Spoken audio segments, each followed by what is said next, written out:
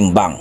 Well mga idol, no, wala pa nga daw itong napatunayan si Martin, pero kung umasta daw ay parang kampiyon daw ito. Ayon kay Coach Jason Casimero mga idol na magkampiyon muna daw itong si Martin bago mag-angas.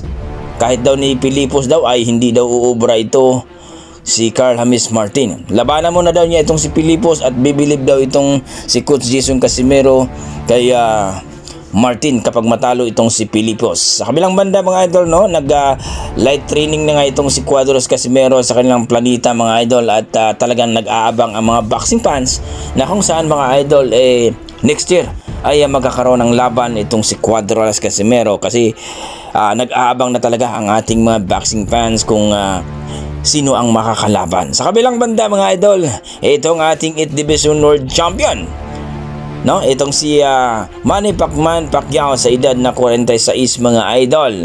Ayon kay Sean Gibbs,